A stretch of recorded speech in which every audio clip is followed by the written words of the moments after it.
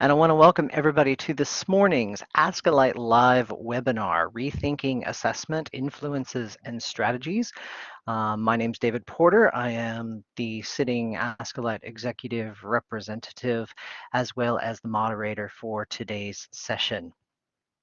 And joining us, we have Margaret Bearman from Deakin University, Roseanna Bourke from Massey University, Christopher Deneen from the University of Melbourne, and Matthew Hillier from Macquarie University. So we want to welcome all of you today. And what we're talking about is rethinking assessment, which has been a hot topic, I know, at our institution, particularly in light of COVID-19, and it's given new impetus for us to rethink ways of assessing. And so without further ado, I'm going to turn it over to Margaret to get us started, to talk about why we need to, Margaret, why is it we need to rethink assessment? Well, this is a topic that's very dear to my heart. So I'm from Cradle, the Centre for Research Assessment in Digital Learning, which is a research centre, and I'm really interested in issues of assessment. I'm really interested in how technology is changing what it is we do. And I'm also really interested in the social structures, both in higher education and workplaces, that intersect with these notions of assessment and technology. And you'll hear that in what I've got to say. So the first thing I'd like to say is assessment's really hard to change. So before we even go to why we want to do it, I want to lay out this sort of statement. It's difficult. And that's for a couple of reasons. One is that we tend to revert to practices that we've always done. So even though we know we should be doing this sort of innovative, groovy assessment, we can't quite get there for a whole host of very good reasons. And sometimes when we meet our aspirations and learn to do it differently, we actually revert. Also, assessment sits at the nexus of teaching and regulation. And if you've been changing assessment in the pandemic, you will have noticed that something that's been a little bit more loose has been some of the regulation. Policy suddenly shifted in ways that it never has been able to before. And there are reasons why regulation is so tight, but it does really lock in assessment in certain ways, makes it more difficult to change than any other form of teaching practice. And finally, the other reason assessment is really difficult to change, I think, is because we have this illusion that we can change it, when actually, I actually think in some ways that actually is an illusion. If anyone has ever tried changing an assessment in a big first year unit, I've studied assessment change in these units. It's really difficult. They're really old, the units. They're older than I am. Some of the ones we studied, I'm talking Education 101, Biology 101. And innovation is really difficult to achieve because you've got so many courses coming off it. You've got so much bureaucracy. You've got so many prereqs. It's very, very difficult. And that's why I think in some ways we have an illusion that we control the assessment when actually the unit controls the assessment. And in order to change things, we need to change everything. So those are some of the reasons why it's hard. Then to answer the question you just asked, David, we have to change assessment because it's so critically important. I believe assessment is the most powerful part of our education system because it's where we say to students, this is what's important, this is what we value. So if we give students a big multi-choice short answer exam at the end of their unit, we're sending them certain messages. We're sending them messages about what we think they should study, broad perhaps rather than deep. We're sending them messages about what we think knowledge is. It can fit into little categories, and so on. So I think that we underrate its power. Assessment absolutely, in my view, drives learning, and learning into the future, and we simply don't take enough advantage of that. If we want to have effective courses, assessment is really the core of where it's at. But you would expect that from me. I'm from a centre that spends a lot of time researching assessment. I think the other reason that we have to change assessment, and this is really coming from the ASCILITE perspective, is that I don't think that we take enough advantage of what technology enables us to do. And I think others on the panel probably will talk about this. I think Matthew's coming next, and he may have words to say on this front. A lot of the time, we take technology to do what we've already done. We don't think about how technology can enable us to do things in assessment that we weren't doing before. And I think there's a whole lot of potential for things that go beyond new forms, new modes, new ways of assessment. I say that very glibly. That sort of thing is really easy to say. It's actually very difficult to do.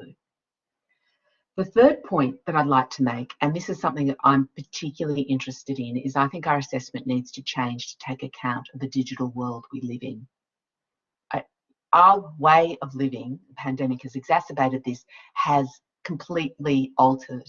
I am no longer in an embodied workplace half as often as I am. I'm doing a lot more of these presentations. I'm learning different skills. I'm learning to talk into my camera as if, you know, you're all in front of me.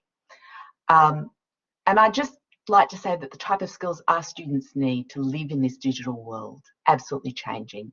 I do a lot of study of healthcare education, and I study healthcare workplaces. And we know that technology is changing what healthcare professionals are doing. It's changing it now. It's not into the future. How work happens is different. It's different as a consequence of big data. It's big as a difference as a consequence. It's changed as a consequence of artificial intelligence. Social media is changing how knowledge conversations happen. So this is a world in which our students are entering, and I think our assessment needs to take account of that. And the other thing, of course, that's happened is the pandemic. And the pandemic has been revolutionary. It's taken assessment out of assessment halls, examinations out of examination halls, where they have been for hundreds of years. I mean, if you think back to, you know, ancient China, they had examination halls then, and it has said these aren't working anymore. So we have a golden opportunity in 2021 to build upon an absolute revolution as a consequence of necessity. And it would be a shame, I think, if we used it just to do the same things that we'd always done, but digitally. So that's really my pitch to you. That's my overall context of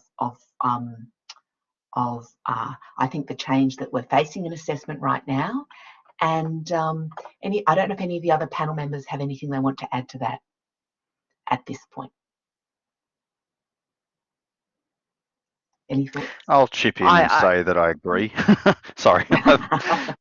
Sorry. Yeah, basically all of the above. I mean, I think that's what the Transforming Assessment program has been doing for the last decade, you know, is the idea that we can be so much more than what we were, but with the pragmatic acknowledgement that you have to get from where you are now to where you want to be in the future. So there has to be a pathway to get there. Because, you know, yes, you can introduce new tech and you can introduce new forms of assessment, but as Margaret, you were saying, it, you know, it's the human side of things that takes so long, and the policy side and all of those sort of. So I think what we need is this systems thinking, a systematic way. We got to think, you know, systems thinking in order to make the change of the whole system, because it's a complex, wicked problem, and simply flipping, you know, from an on-campus exam to something else is going to break. And as we found during the pandemic, it did break. And what I've been observing is that people want to, you know, certain numbers of people anyway want to go back to on-campus exams because, oh God, we're familiar with it and we know it works and we don't have all the academic integrity problems. That's the perception, right? But, you know, of course, we haven't gone through a, you know, really systematic change. It takes time, and I suspect there will be some flipping back, but there will also be some people who have seen the light, as they say. Anybody else want to comment? Yeah, quickly. Sorry. Please go ahead. Okay. I just have a quick comment to make, because I agree that assessment is really difficult to change, and also new assessment approaches are difficult to introduce. So I guess in a way, for a lot of courses that have moved away from examinations prior to the pandemic, some of the innovative assessment approaches have perhaps proved themselves during that pandemic to show perhaps more clearly what the new assessment practices and the new assessment environment must look like. So it's challenged the way we even view learning. It's challenged the way that we look at policy within universities.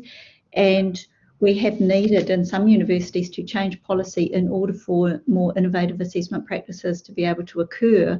So all of those things, I agree, Margaret, that it's not just about tinkering around the edges of assessment, but it's actually institutional policy change as well.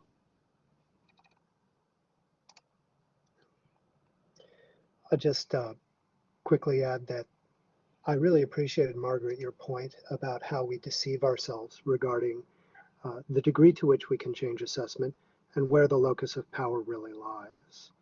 And anybody who has ever attempted a significant assessment change or innovation has come right up against those two deceptions and the realities that actually lie behind them. Since this is an ASCILITE seminar too, I'll say that there are implications for technology and people who work with technology more directly within the university. And what we often find there are these tensions in people whose job it is to apply and disseminate technologies versus those who really control assessment. And one of the things I've seen in my development over the years is how those tensions sometimes don't go resolved, but instead just kind of perpetuate, which prevents a lot of innovation from actually taking place.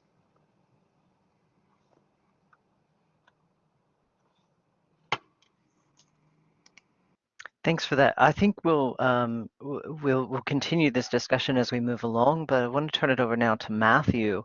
For those of you unfamiliar, Matthew Hillier is the head of our Transforming Assessment Special Interest Group through ASCILITE, and Matthew's going to talk about e-exams, I think.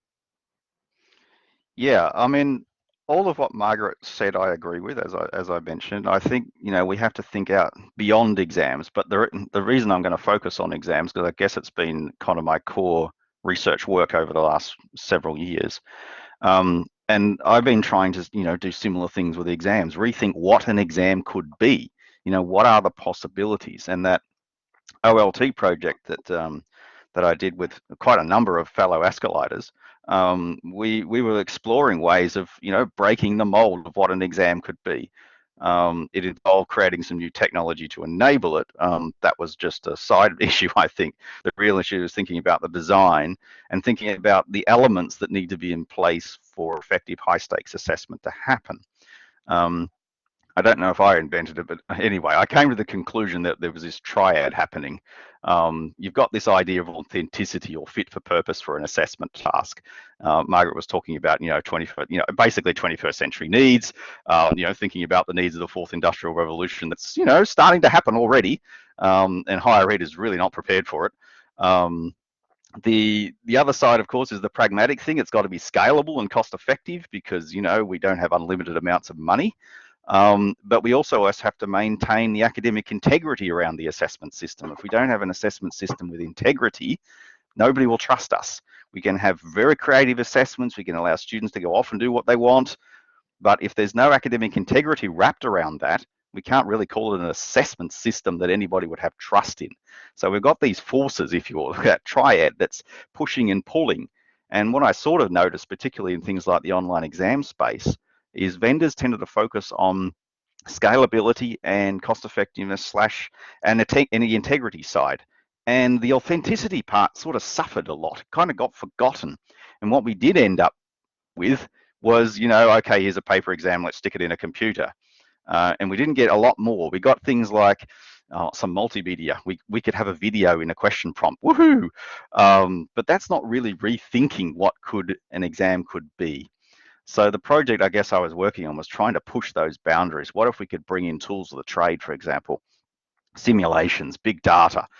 How would you then be able to deliver that in an environment that is scalable and relatively secure as well? And that's, I guess, what that project was about. But let me also talk about something more recent. So let's put that one to one side. And we're going back quite a few steps here to say that, okay, we're in the pandemic. We have people who had to do examinations and they had to flip them really fast. What are they going to be able to do? Well, pretty much all you can do is what you did before, but in a computer, because we don't have a choice of doing it on paper anymore. How do we then scale it up? The experience at Macquarie was that our learning management system, Moodle, did a really good job of the delivery part, and it helped us with the access control and those sorts of things. But where we found the issues arose was around quality control of the exams themselves. And then some of that is because it was a new process, and we were frankly making it up as we went along. We got better in session 2. There was a lot more. We had a multi-stage quality control process that we made people go through. And the other side, of course, was maintaining the academic integrity of those exams and doing that at scale. But I might say doing it in a way that doesn't suck, and it doesn't suck for students particularly. We piloted 3 different methods, I think, in session 2 last year for online invigilation. And we wanted to do it in a way that was relatively accessible, relatively easy to use for students. So the student experience was certainly in my mind, and I think it was Tom or Peter that mentioned about students' concerns, but also a way that was going to work. Now, what we found was the outsourced providers didn't give us that experience. Not to say that they can't, but in our context, they certainly didn't. What we found, there was a lot of disconnections in the workflows and a lot of and a lot of, how to say, long chains of responsibility that made problem solving very difficult. And what we did find is using our own staff as invigilators and sticking them on Zoom was a pragmatic and relatively successful approach. It doesn't have the highest levels of security around it. But on the other hand, maybe we don't need to secure every single exam anyway, in the sense that not all assessments are secured. So maybe we should be thinking more strategically about the properties of the triad and where we apply them through the whole assessment program. We already have formative assessments, and we assume that the students can do whatever they like with those. We probably have medium stakes assessments where, we would like a certain amount of security around it, but we're not going to be throwing the whole, locks and cameras and everything at the problem, because it's not scalable and probably too expensive. So maybe we should be much more judicious about where we think about the different elements of that triad come to play with those assessment tasks. And certainly I think the experience at Macquarie was we had a lot of online exams. And yes, in some of those exams, we could observe dramatic increases, if you will, in the curve, the grading curve, right? And that could be, well, maybe students found this more relaxing and they were able to do well, or maybe they were cheating. It's a bit hard to tell. In other exams where that was done, that didn't occur. And I think some of that comes down to the exam design, because those assessments, for people thought about, okay, I'm going to effectively have an open book exam with no, and they wrote different types of questions, and they wrote questions that required students to call upon their experiences or relevant other parts of the unit that they did. And I think those kinds of questions and those kinds of assessment problems, perhaps the integrity side of that is a little bit easier to satisfy because you've got the characteristics of the assessment itself. Now, I could talk a long time about authentic assessment designs, and we know that the research says authentic assessment design doesn't solve the integrity problem, but I think it goes towards some ways, because as we Tracy Breitag's research asking students, which type of assessments are you most likely to cheat on, And those ones that were highly personalised and individualised had a lot less chance of being cheated vis-a-vis something like an online multiple choice quiz where everybody has the same questions. But I think it's a sort of degrees of, you know, as I said, it's a complex, wicked problem. There is no one answer to every assessment. Yeah. In terms of innovative methods, I think could be a way forward. Something like the interactive online orals that the Griffith University people were doing, I think is a nice example of something that could be scalable, has integrity to it, and if the the scenarios or the interactivity part is designed, then it could be a lot more authentic. And I think they were getting towards that authenticity in something that was a rethought exam. I don't know what other people think. I might ask. So I've been rambling a bit here, but any other thoughts on that? Ideas about how do we do, you know, the high stakes online assessments that don't suck? I would say. I'll jump in and say something very briefly, which is something I'm involved in at the moment is a NESHI, and I can never remember what that acronym actually stands for, but it's basically student equity is the higher and higher education goes into it, and we're looking at making exams more inclusive, and I think that is something else I'd like to throw into the mix.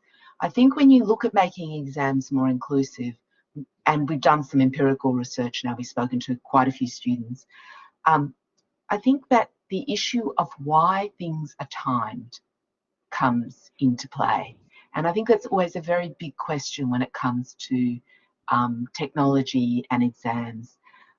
Time is often something we don't think of, but it's actually really, really critical. Why do we give the amount of time that we give? Long, short, you know, what can people do with that time? And I guess something I'd really, you know, throw into the mix is to really interrogate that carefully, because time is often very exclusive. It means people have both physical and physical disability or mental health concerns. They will really struggle in a timed situation. Hands get sore, anxiety creeps in. So that's something I'd like to throw into doing exams better. We don't need to be so. Yeah, I think the time thing comes, personally, I think it comes from two things. One, it's a pragmatic thing. In the old school where you're sitting in an exam hall, we can't have students sitting there for days on end. It's just a practical, logistical thing. The other part of it, I guess, is the integrity side of things. If people have unlimited amounts of time, they might cheat. Just like, you know, you seek help in the real world to ask people to solve problems. I think it comes, you know, it's a design problem as well. If we could capture the things that people are communicating, we should be able to allow students to ask for help, but we should take that into consideration of how they've taken that advice and integrated it into their own solution. We would have some ground rules perhaps around, no, you're not allowed to outsource it to somebody else to just do it whole as bolus, but you are allowed to call a friend for help. I think, you know, you just say, if we have a mechanism to be able to capture the communications, the interactions a student has, because we would like to know how they ask questions. Are they formulating their questions properly? When they get a response, how do they integrate that into their product, as it were? Because that's what you do in the real world, right? You formulate questions to solve, to interrogate the problem. Then you ask questions of the world, Google, other people, you know, resources, and then you integrate that information back to produce your response. An exam doesn't allow us to do that. All we see is the final product. Yeah. Imagine if we can have a way. I'm not saying I've got a solution, but ideally that's kind of where we'd like to be able to go, to figure out, to see inside the student's problem-solving head. You know, how are they solving those problems and coming up with the solutions? That would be great. Anybody got other than brain scanners? Actually, Anyone this else? may be making a really nice segue into what Chris might be able to share with us. Sure. Well, I'll start by saying that I have paradoxically the easiest and the hardest topic, because everything that we're talking about today is about new ways of assessing, isn't it? I'm not going to get into a deep dive on highly sophisticated technologies, because frankly, that's not my background. I'm an old teacher, and my degree is in curriculum and teaching. And as a researcher, I am very interested in assessment in higher education, specifically its context, its design, and its relationship to learning and curriculum. But I am very interested too in how enabling technologies may interact with assessment, feedback, and learning, and how that mediates a lot of learner outcomes and experiences. And I'm working right now in the area of e-portfolios especially. So if anyone has any questions or wants to chat a little bit about that. But instead, I'm going to take this in a slightly different direction. What I'm going to propose is, instead of any one particular new type of assessment, I'm going to propose instead that we have a new approach, which is to create a better praxis between our assessment practice and our identity as researchers. I think this is especially good for people who might actually be experiencing some difficulties right now in research.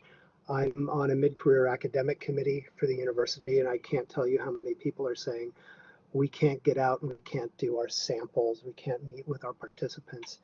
And some of the advice I've been giving is consider researching your practices, because certainly in the last few years, we've seen a huge growth in impact factor for higher education-oriented journals, especially around teaching, learning, and assessment. And you can often see this as an enormous source of significant success. Eric Mazur of Harvard University comes immediately to mind. And many of the ways in which we can narrate that and explore and investigate revolve around how we position technology in relationship to assessment. And I would argue that the more we look at this as a critical engagement, the more we see that technology needs to serve as an enabler rather than a focus point of our innovation. And the idea then is that we look at technological affordances through research that actually puts right at the dead center the learning and the learner, rather than necessarily the technologists.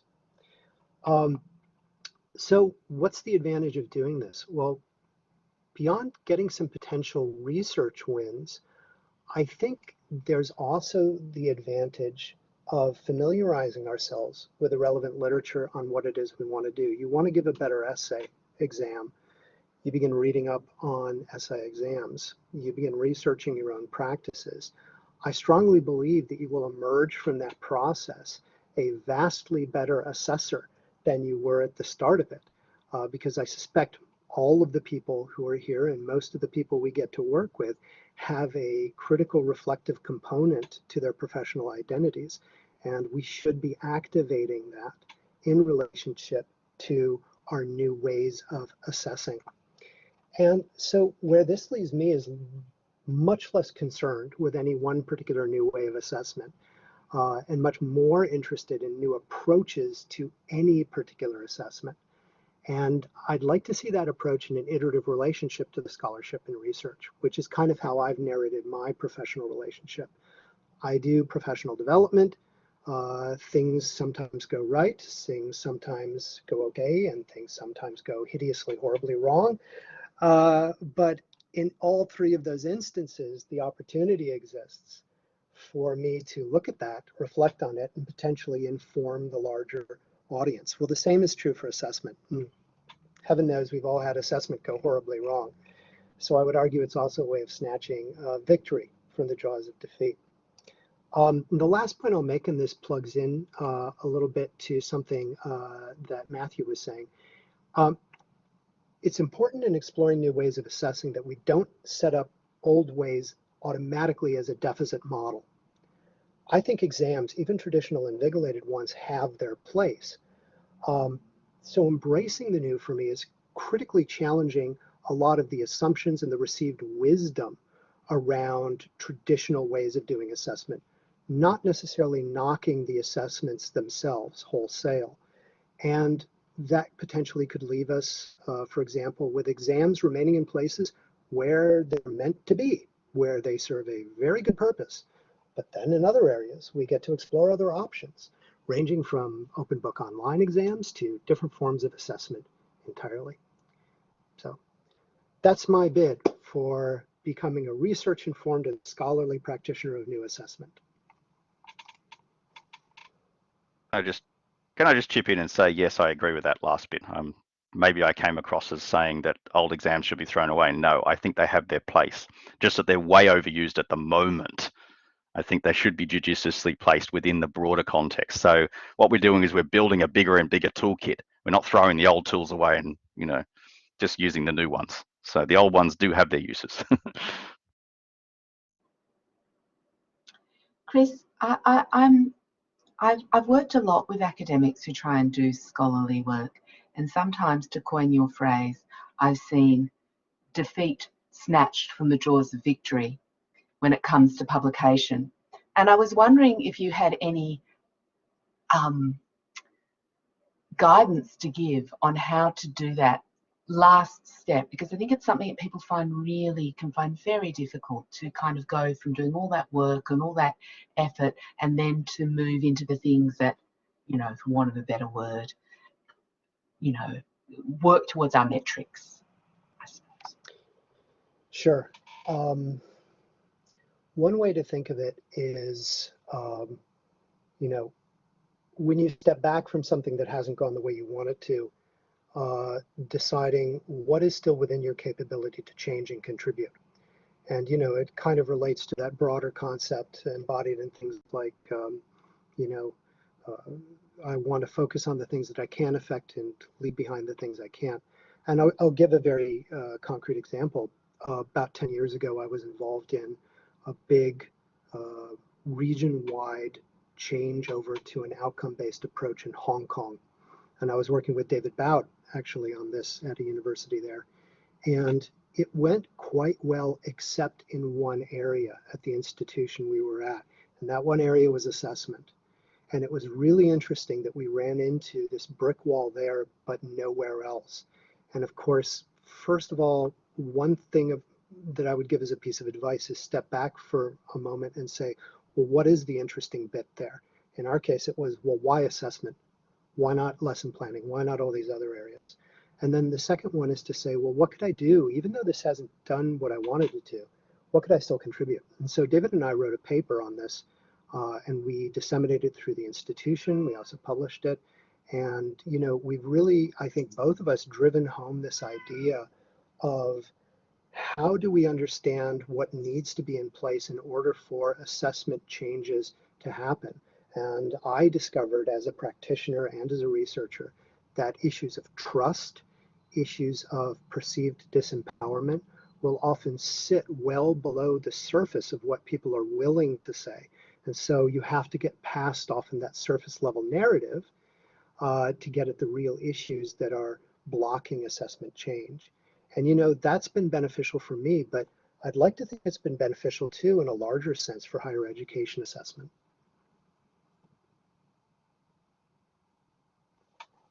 Thank you.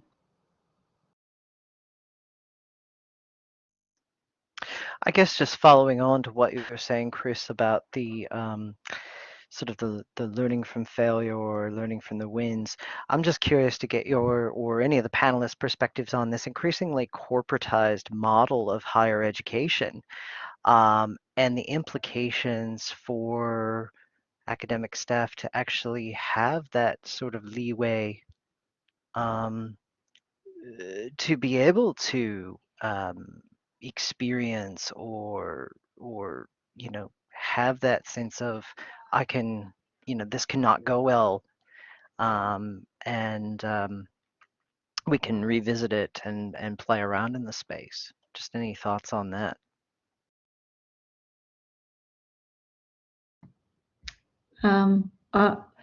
I would suggest working with students and student staff partnership when things don't go well is to figure it out at that level.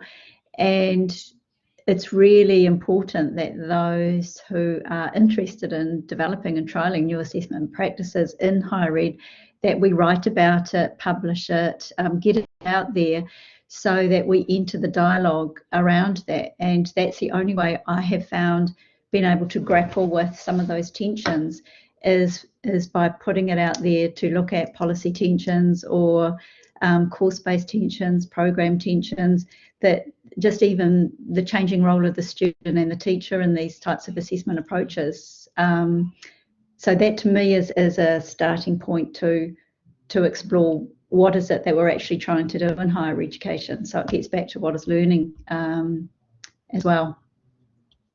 I'm really, I agree. I think we what is learning, what are we doing here is so important. There's so much work now on the role of the contemporary university, because I think the university, you know, there's a narrative that it's in crisis, and to a certain extent, I think that the pandemic has really exacerbated that. There are issues of funding, there's issues of the fact that in Australia we have very particular political, governmental sort of controls coming in around what we are, what we privilege. And I would really share with what Chris and Roseanna are saying, that I just think that as educators, and educators of everyone, I think, are actually foundationally not very corporate. We tend to be people who are really interested in making a difference to people on the ground, and just to celebrate the nature of the work we do, to push for its importance in the university, in a university that tends to be obsessed with research metrics. Teaching really counts, and I don't mean throughput teaching. I mean something more fundamental than that, and I think that's what everyone else is alluding to as well too. I mean, we're all in the room. I think we're all on the same page on this one. Yeah, I just add to that, you know, yeah, sometimes we feel like we're at a Hungry Jack's and we're not the customer, are we? We're behind the counter wearing the uniform, you know, with our punch card in our hand. At least that's how our identities are being narrated by external forces. And one of the guerrilla tactics I think that you can practice is to learn the language of neoliberalism. And you can be quite subversive of neoliberalism, and very pro-student, very pro-Bildung and transformative place. If you put up a front level of using all the buzzwords, but then do the next right thing that the research suggests and that your knowledge as an active reflective practitioner suggests. So sometimes it really is about a person in a position of authority hearing the right words slotted in, then you do the right thing. Another thing to consider is, if you're doing really good work, plug it into the promotion structure, plug it into awards structures. Even people who are staunch neoliberalists have a very hard time arguing with people who win awards. It's like this big chunky thing that they can hold in their hand and hold up to the light. And so I think that there's ways that you can, you know, kind of get along with the system without sacrificing what matters most.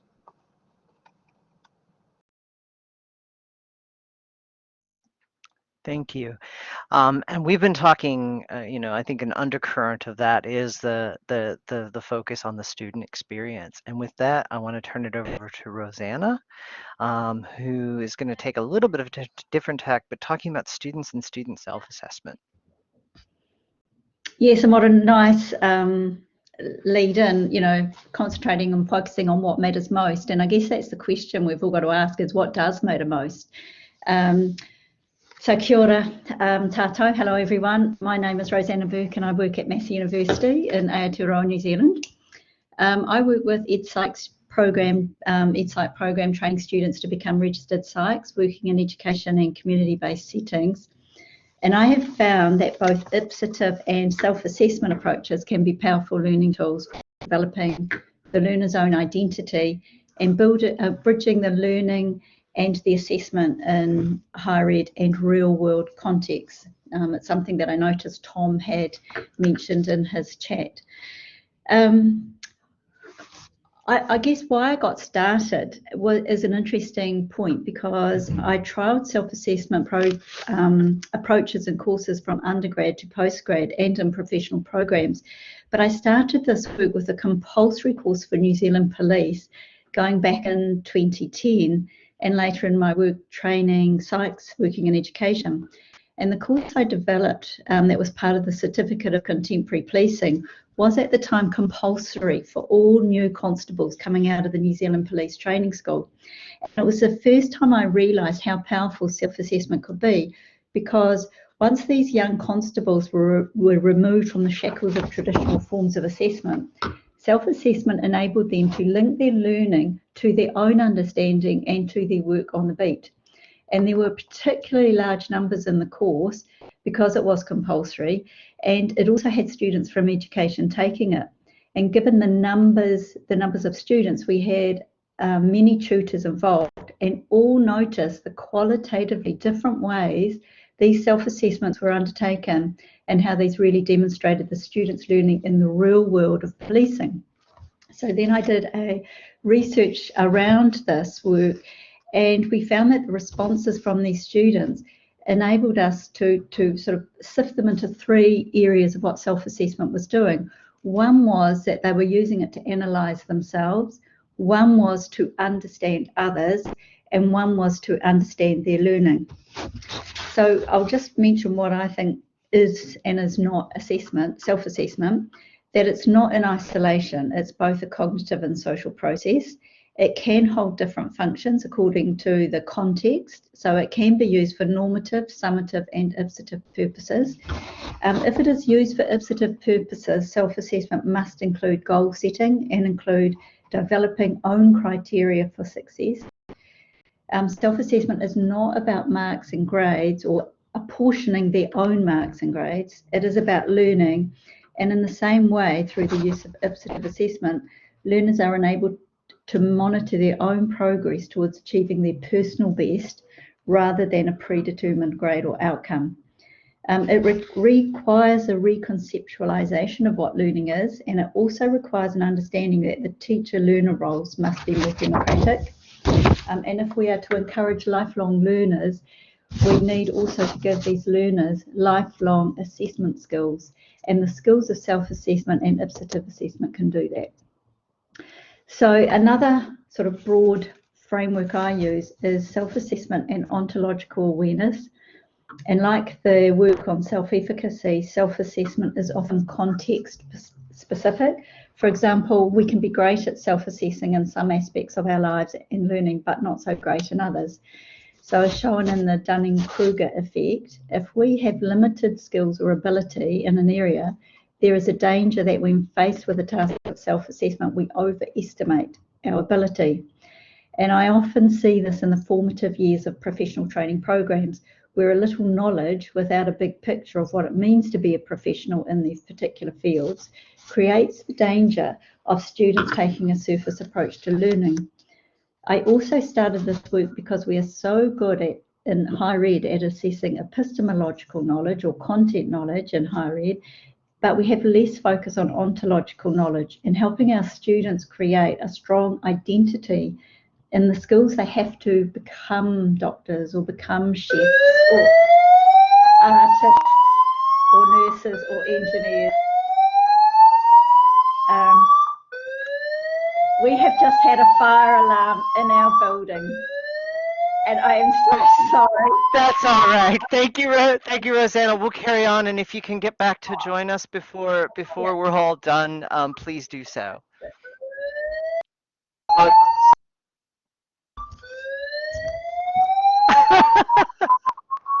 I'm just gonna mute you.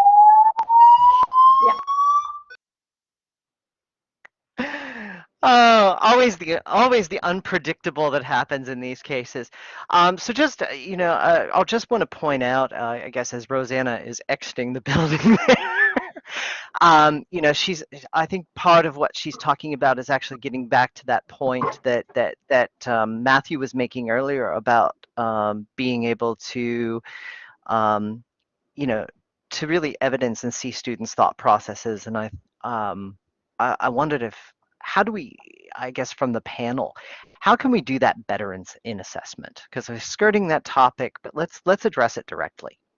I'm going to jump in and say that I actually possibly don't agree that we need to. There you go. And the reason is that I think at the end of the day, and it's probably reflecting a little bit of my non-cognitive take on the world, that I think we're interested in what people do and not how they get there. So if we set the right tasks, then we will allow them to show that, because I also think that it's not just what's happening in here, it's what happens when you do the task as well.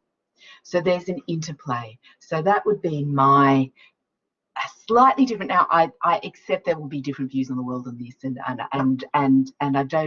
I think there are means for both, but from my perspective, I think interplay between cognition and task is really, really important, because things are located. And also, because I have this here, and I think I'll give it a plug, and Roseanna was talking about self-assessment, I had the great pleasure of being the opponent for Juuso Nieminen's The Lunatics Have Taken Over the Assessment, which is a thesis about summative self-assessment and how it can work in mathematics education. So there are a lot of range of views about different things, and there are a lot of radical places you can go. On that note, I'll hand back over to others who might have different views of the opening up the box. Yeah, can I just comment on the idea of the cognitive side of things? I think it's about how people go. It's the why behind the what's. So at the moment we find out, just think about anything that students produce and give it to us. What we see is the final product, right? Yeah, completely. Yes, we would also like to see how they got there. Completely. So I think, but also why they made decisions to go certain directions, the decision points along the way. Why did they make that choice? Not that, because what a recording of what they did tells you what they did, but it doesn't tell you why they did it. And that's what I was getting towards. That's what I was getting towards, the see inside their head side of things. And I think Margaret's stuff around the reflection can help us bring that whys out. And the whys will give us some information about their thinking and maybe even their misconceptions when they make wrong choices. Why do they make that wrong choice? So that's, I think, what I was. But I think we're in violent agreement, to be honest. Violent agreement, because I think rationale is so underdone, and that is such a simple thing to put in an exam. It's such a simple thing to put in anywhere. And we do it really poorly. We don't model it. We don't tell students why we do stuff. Oh, there's an exam. There's a piece of assessment. Go off and do it. Why? We never tell. Anyway, I'm clearly getting overexcited. I'll let someone else have a word.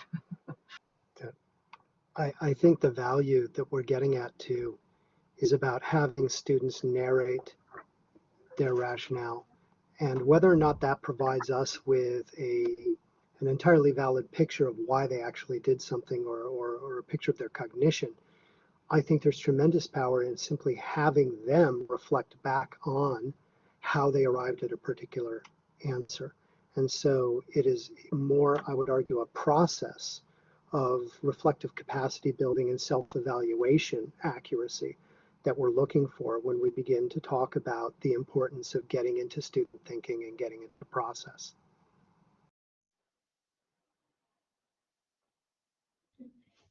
I could probably pick up at that point.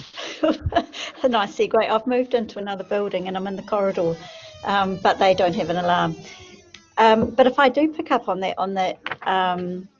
the getting students to reflect back, one of the self-assessment tasks that I have used that has worked incredibly well in relation to getting students to go back to that work is that if there's a traditional form of assessment, like a major in-depth essay or some writing work, and especially for those who have large courses and might have a number of markers across it, that when the students are getting their written formative feedback on their assignment, that if at one point every marker is asked to challenge the student on a key point within their own work, and then finish it with the question, what do you think? Now, for many students, they'll just read the feedback and just sort of carry on, or they might not even read the feedback and just look at the grade they got. But the self-assessment activity that comes a few weeks later might be to go back to that assignment and find the challenge and answer the question, what do you think? And so for the students that have done that, they have said they're so used to getting an assignment in, forgetting about it, moving on to the next one, that they have seldom gone back to engage with the feedback. And as a self-assessment tool, that was one of our really powerful ones for them. There were other things that we needed to do. Was we needed to change university policy to enable self-assessment, so that the lecturers could assign marks, not that they were self-grading, but the lecturers could assign, it might be 5% of the course requirement. Then at program level, there needs to be consistency. And at course level, one of the biggest changes we made was that the criteria for marking assignments is often predetermined even before the course has begun. And I found that we could put out the task criteria, but get the students to create their own quality criteria. And so that self-assessment then linked to the quality criteria as well. I can see the time, and so I'm not going to continue with what else I was saying. I have written about it so people can have a read, but I'm going to finish with a Professor Avi Loeb, who was Professor of Astrophysics at Harvard University, and this year he summed it up. In terms of uncertainty and change, he said this year, most of the time we are uncertain, we have limited evidence, and we have multiple interpretations of that evidence. And I think in this sort of world, we do need the skills of self-assessment, we do need the skills of ipsative assessment alongside all the other traditional forms of assessment, but it's just expanding the notion of what assessment means in higher ed. Thank you. Thank you, Roseanna. And thank you for your flexibility and, troubleshooting that. So we have just a few minutes left for questions, because I do want to try to keep things to time, and we had a couple of questions that were asked in the panel. So I'm just or in the chat of the panel. So I'm just going to ask those now. So Paula has asked, what is the right balance of assessment tasks when using quizzes, projects, authentic assessment, or portfolios for assessment in large classes?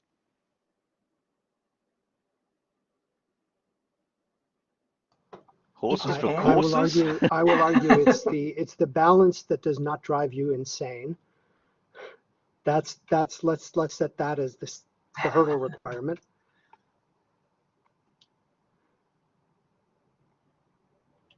I'm going to jump in and say that I don't think that there's any one answer, and I think that Chris's point of not driving you insane is a really good place to go. When we studied how people designed assessment, one of the things we really noticed was that people who did the most innovation tended to do it incredibly strategically. They thought about what would work for them, what would be the maximum learning for their students, and how they could achieve it not just shortly, but maybe over a number of years to get to that point of working out what the balance was. And, if you think about the ideas that Roseanna's just introduced of self-assessment, ipsative assessment, those are glorious means that also don't push the effort of assessment back onto the student as well too, which is also a really important piece in the not driving you insane puzzle. Yeah, and I would link it to the learning outcomes. Go back to your learning outcomes for each course and just seeing what it is that you're actually wanting your students to get out of those courses, and that will help determine the balance of what you need for your assessments. Yeah. Thank you for that. Oriel has asked, what advice do you have around getting external accrediting bodies more on board with non-exam based assessment?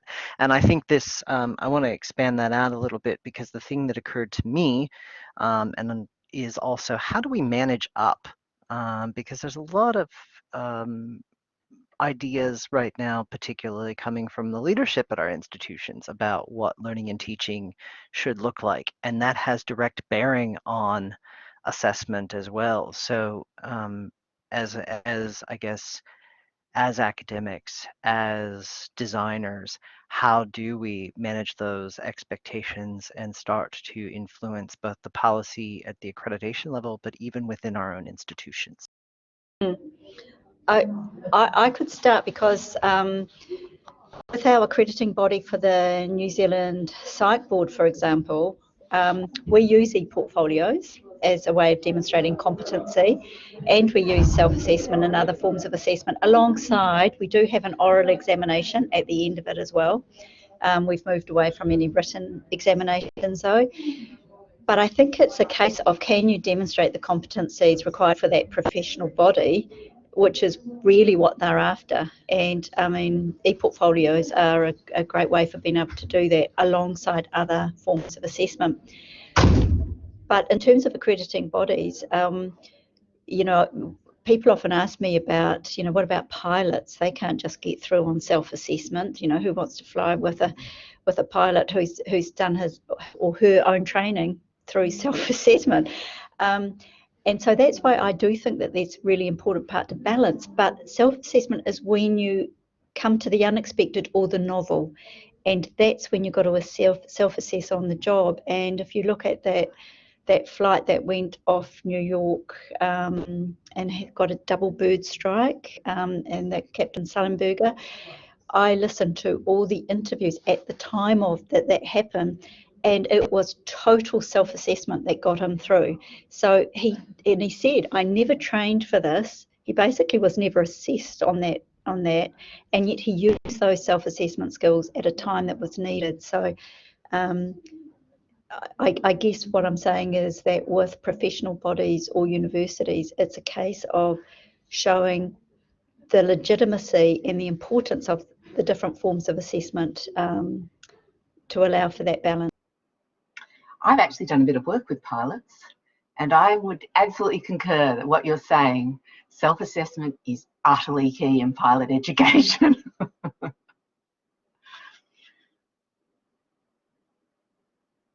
Well, any profession where you're hitting unique, unforeseen, unknown situations, you have to have that professional judgment about what to do, how to solve a problem on the hop. But also, I mean, even if you're not unique, you still have to have that ability to self-judge. You know, how to know whether you're doing a good job. Because once you're outside the university, nobody's giving you a mark. You know, the next thing you know is, you know, either the boss is patting you on the back, he's saying, I'm sorry, your job's not here anymore. We don't need your services anymore. So, you know, there has to be an ability to self-evaluate yourself in the workplace. So it's a critical skill. The other side of, I guess, is what professional bodies look for is the fact that we want to know that the person did the work. You know, that cheating hasn't happened. They want to know there's some integrity wrapped around it. And I guess they see a written exam as delivering that. But that's just the means to the ends. If we can explain to them there are other ways of getting there that are more effective for learning, that still retain those things around integrity and self-judgment and all the other characteristics. It's about the characteristics of what we want, not necessarily the format of the assessment, I think. And I think that's where you need to bring the conversations back. Some people can get fixated on, oh, we need an exam, but why do you want an exam? What are the characteristics that you're looking for? And then take that conversation that way. Yeah, that's a super important point, and it's one that relates to whether or not an external accrediting body is actually requiring a particular paradigm of exam. I've often run into the idea there's an internal narrative where, well, this external body requires that we have this exam. And well over half the times I've run into that, it turns out, no, it doesn't require that particular exam. It simply says an exam and then leaves it up to you. But because it has become a reified practice within your department to give an MCQ exam, that's what you're giving. And you're defending that practice through an external body, even though they're not actually requiring it. So I would say even before we reach out to external bodies or begin to try and, wrestle with their preconceptions, we might want to take a step back and make sure that we don't have the breathing space already. I couldn't agree more. I mean, I've spent a bit of time with professional bodies, and the reality is they're people like anything else. They're not just, there's processes, there are procedures, but there's a bunch of people that sit around a room and decide what the competencies, regulations, however you want to frame them are. And that comes with all the malleability and the good things and the bad things that those sorts of things come with. and misunderstandings as well.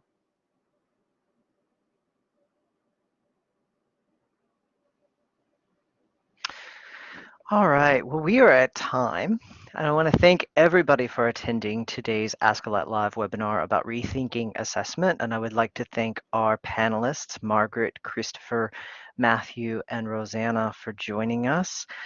Please stay tuned. We do have a few more webinars coming up in the next couple of months around assessment, and those will be shared through our social media and as well as through the ASCILITE digest, and we want to encourage you, if you have interest in getting that digest, please become an ASCILITE member. And without further ado, I'm going to stop the recording and thank everyone for coming.